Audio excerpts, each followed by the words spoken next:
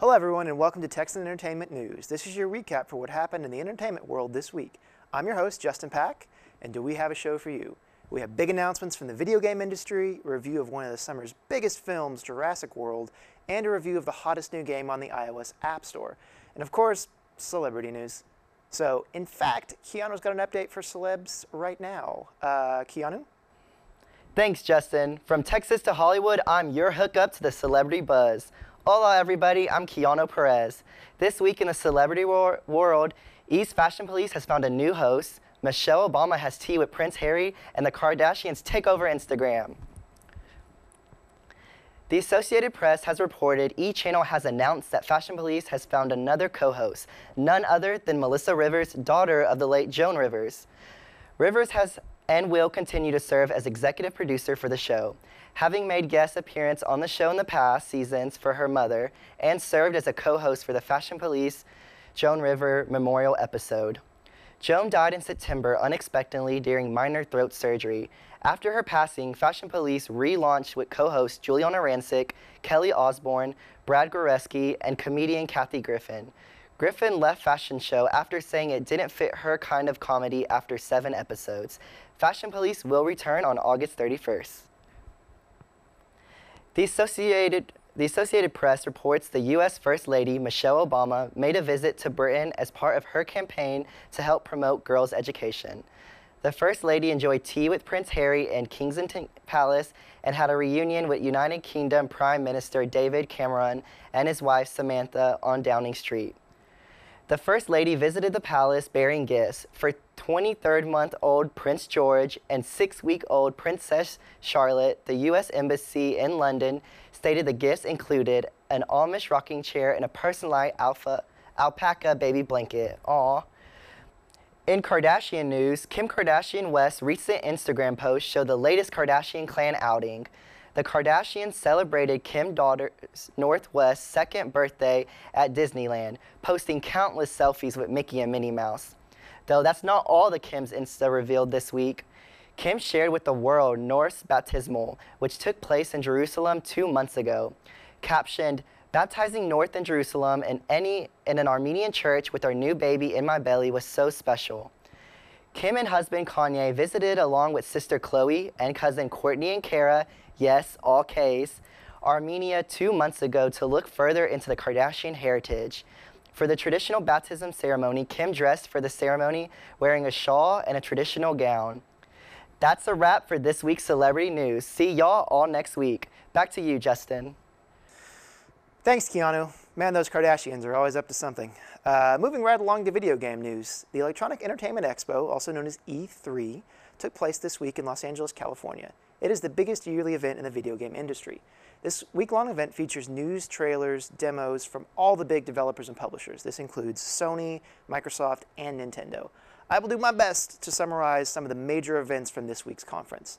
So without any delay, let's talk about video games. First up was Nintendo. They held a digital press event where they announced updates to the popular fighting game Super Smash Bros., including the creator of the series, Masahiro Sakurai, announcing the release of new playable characters. The biggest surprise for this was the inclusion of Ryu from the Street Fighter series. Sakurai also showed off some new amiibo figurines that will go on sale sometime in the near future. What followed this announcement was the Nintendo World Championship, a tournament-style video game competition that has not been held since 1990. A little trivia on this, the Nintendo World Championship was inspired by a fictional competition depicted in the awesomely cheesy 1989 film The Wizard, starring that kid from the Wonder Years, Fred Savage. But that's neither here nor there with all the 90s kid nostalgia. So the tournament consisted of several rounds of gameplay from different Nintendo games, both old and new. Competitors were pulled from skilled players who qualified in regional competitions, as well as well-known on-screen personalities from YouTube and Twitch. The tournament concluded with the unveiling of a new game, Super Mario Maker. The competitor John Numbers was crowned the champion with a surprise appearance from Shigeru Miyamoto, the creator of well-loved Nintendo franchises like Mario, Donkey Kong, and Zelda, where unfortunately during the trophy ceremony, Miyamoto accidentally congratulated the wrong competitor who lost. It was awkward for everyone involved. Later in the week, Nintendo held another digital press event where they announced new handheld titles for the Nintendo DS, including a new Zelda, a new Star Fox, a new Metroid, and a new Animal Crossing. The next big event was held by Bethesda Softworks, makers of the Fallout and Elder Scrolls series. Leading up to E3, a teaser trailer for the eagerly awaited Fallout 4 was put online, so there was plenty of buzz leading into this press event about what details might be given about Fallout 4. But before they showed that off, a series of other upcoming games were showed. The first was Doom 4, the first major release of a Doom title since 2004. The gameplay was fast and frenetic. It was also really gory, like tear the legs off a guy gory. Like, I'm not going to show you any gameplay footage because FCC regulations gory. The next big announcement from Bethesda was Dishonored 2. This is a sequel to 2012's supernatural steampunk sneaky stag epic. This title looks like a change from the last one, from a dark industrial city to a more sunny tropical location, and seems to feature a female lead playable character. Next, they gave us some blasé information about a console release for the Elder Scrolls MMO and an Elder Scrolls digital card game. Meh. The conference finally came to what everyone had been waiting for, though. Fallout 4, Fallout 4, Fallout 4. The studio development lead, Todd Howard, came out and gave a pretty lengthy presentation detailing many aspects from the game, including concept art, character creation, backstory, and combat. Lastly, a new building and crafting system for the game was outlined. I'm really excited for this last bit because now I can finally live out my dream of being an interior designer in a post-apocalyptic wasteland. This title will release on November 10th. But if you need a Fallout fix before November, you can try out this new free-to-play iOS game on the App Store called Fallout Shelter. In fact, Sarah has a review for us. Sarah? Thanks, Justin. As the top downloaded game on the Apple App Store this week, beating out Candy Crush Saga, Fallout Shelter is the new hot free-to-play game. The goal is to create an underground vault and thrive or perish. You play as the almighty overseer of a vault, helping dwellers maintain much-needed resources such as water, electricity, and food, all things you need in the post-apocalyptic world. You also help increase vault population via baby making or attracting new dwellers, expanding the vault, and keeping dwellers safe and happy. You face dire consequences when any of your resources drop into the red. For example, if water drops, your dwellers will begin to get radiation poisoning. If your food drops, your productivity and health drops. Electricity is the most important resource. Without electricity, rooms cannot run, which means your people cannot work, and the more rooms you have means more electricity being used. If you are in need of resources, there is a feature in which you can rush a room to get the resources you need. If you rush a room, there will be an incident percentage from 1 to 100. If the incident percentage is high and you decide to rush the room, the rush could fail and result in either a fire or giant cockroach infestation. Throughout the game, dwellers can participate in certain activities that earn bottle caps, the currency in Fallout. You can use these caps to buy and upgrade rooms. Various activities, including leveling up a dweller, completing objectives such as collect 200 water, exploring the wasteland, and lunchboxes provide you with caps. Lunchboxes are an interesting feature. Lunchboxes contain 4 cards that randomly provide special equipment, weapons, caps, resources, and special dwellers that are stronger than typical dwellers. Certain amounts of lunchboxes are available every day. Lunchboxes are also available for a microtransaction if you want additional lunchboxes. As Overseer, you can also send dwellers out into the wasteland to find caps and special equipment. Exploring the wasteland is as easy as dragging a dweller outside of the vault. Once a dweller has been exploring for a while, you can check to see if they have been what they have been doing in their progress log to see what your dweller has encountered. One of the important things once you have a bunch of dwellers in your vault is to expand your vault by adding rooms, but to expand really depends on how many dwellers you have. For example, to unlock the medbay room, where vault residents with a high intelligence can make stim packs for healing your dwellers, you need to have 12 people. Very rarely do people show up at the vault door after the first wave of people, so one way to obtain more dwellers is by reproduction.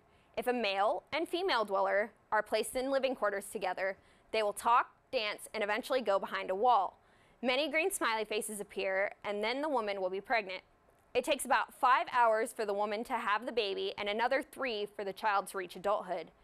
Pregnant women can be put to work, and children roam the vault as they please, but cannot be used as workers until they reach adulthood.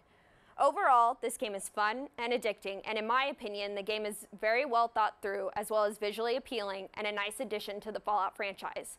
If you have Fallout 4 fever and can't wait until November 10th, this game will definitely tide you over. Oh man, I need more caps. No, I will not purchase a lunchbox. Huh? Sorry. Next up was the Microsoft presser. Microsoft started off right off the bat with a trailer for Halo 5. They showed some backstory, they showed some gameplay. This new installation looks to be more squad focused and has the ability for 3-player co-op. It also has a digital representation of Nathan Fillion. So there's that if you're a Nathan Fillion fan.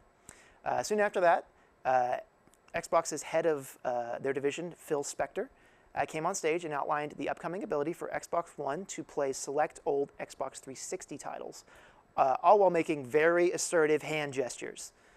This backward compatibility will be available later this year for no charge.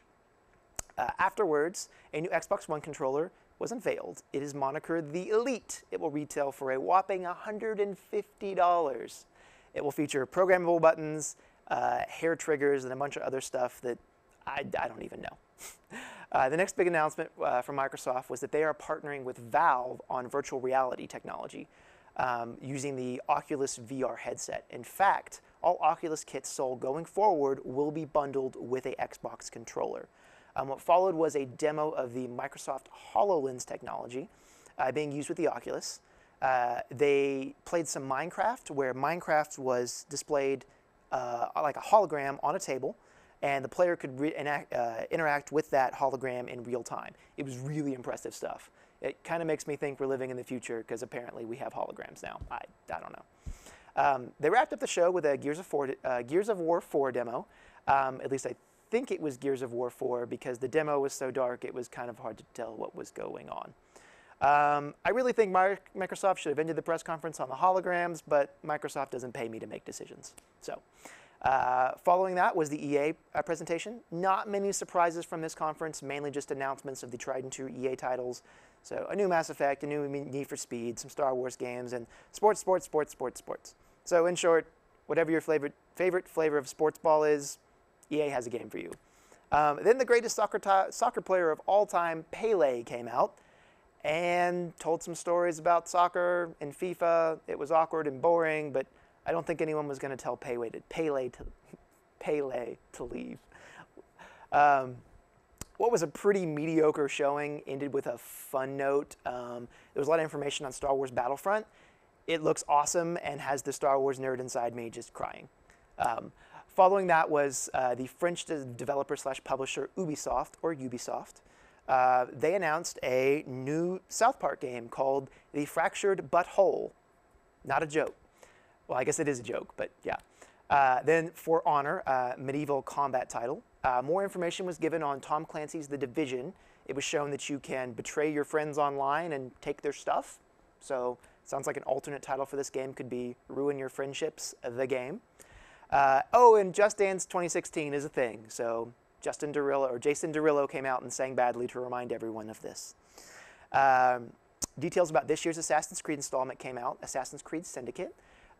It's going to be taking place in industrial London, focused on street gangs, and there's going to be a male and female playable character. Way to go, Ubisoft. They finished up the event with Ghost Recon Wildlands, an open-world tactical shooter about taking down drug cartels in South America. There were missions that you can attack multiple ways to complete. The final event was the Sony press conference, and it included some pretty surprising announcements. They announced 2 new games that I thought never would see the light of day. The first was The Last Guardian, a game that's been stuck in development purgatory for several years now. And the last time we saw anything about it was back in E3 2009. Then a Final Fantasy VII remake. Oh my God. That game originally came out in 1997, and it's a fan favorite people have been clamoring for forever. Even more surprising than those 2 things, though, was an announcement for a crowdsourcing campaign for Shenmue 3, a game nobody thought would ever come out because the last game came out 14 years ago. Wow.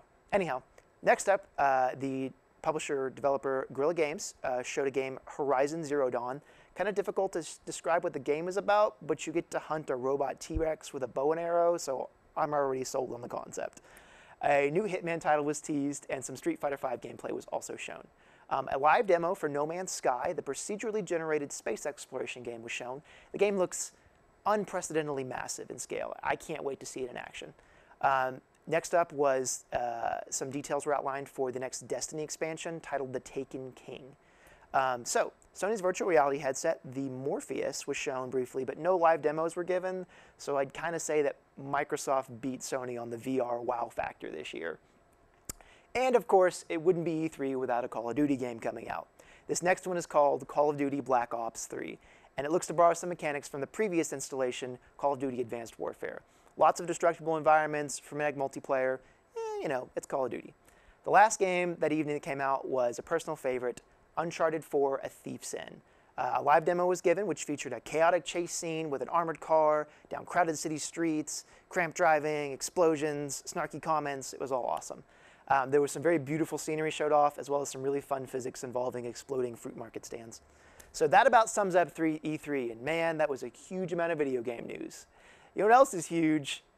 Dinosaurs. Wow, this segue is terrible. Anyhow, let's go to Keanu for a Jurassic World review. Take it away, Keanu. After 22 years since the original Jurassic Park film released in 1993, the gates have finally opened to the public as Universal Studios' Jurassic World premiere Friday, June 12th. Reported from Box Office Mojo, an online box office reporting service, the park did not disappoint, grossing $208.8 million at the box office with the largest domestic and international opening weekend of all time. Jurassic World takes the world with its international opening weekend, earning an estimate of $315.6 million. The film follows the same plot of the previous three films. The Jurassic World amusement park is a Jurassic zoo featuring dinosaurs scientists have brought back from extinction.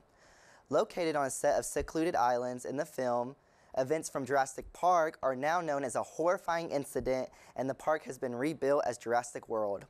The rebuilt park now has a new owner and operates with futuristic technology.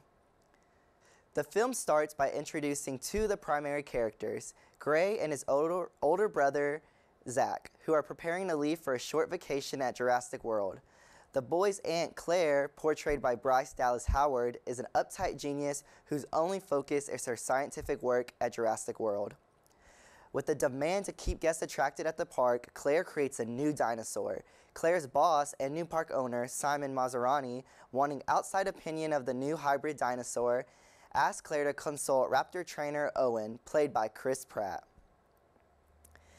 If you have seen any of the Jurassic World trailers, you are aware the newly created dinosaur escapes and causes havoc on the park. Typical.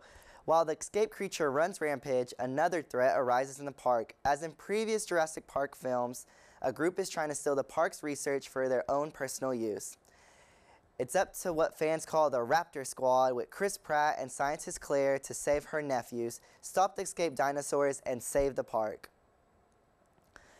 Though Universal doesn't accurately portray velociraptors, as National Geographic reports, paleontologists have found raptors to be covered in feathers, the audience can't help but fall in love with the Raptor Squad.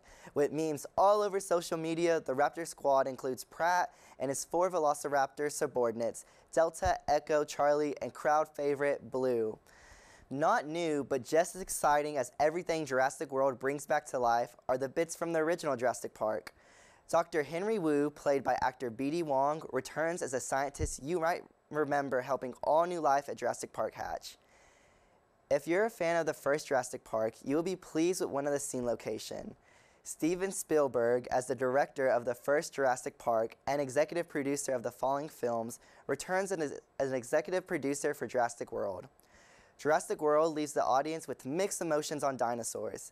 In past Jurassic Park films, the audience is left relieved the cast survived dino stampedes, raptor hunts, and being a T-Rex meal. Jurassic World leaves you wanting to add a velociraptor companion to your wish list. The movie, leading toward the sci-fi realm with all its dino-on-dino action, reaches a wide range of audience, introducing a new world to children who are first experiencing the park, to fans of the first Jurassic Park. The film gives you more dino than you could ask for and will leave you wanting more. And you're in luck. E! reports talks of a sequel have been up in the air, and Pratt himself, in an interview with Entertainment Weekly, has joked, "They have me for 38 movies or something.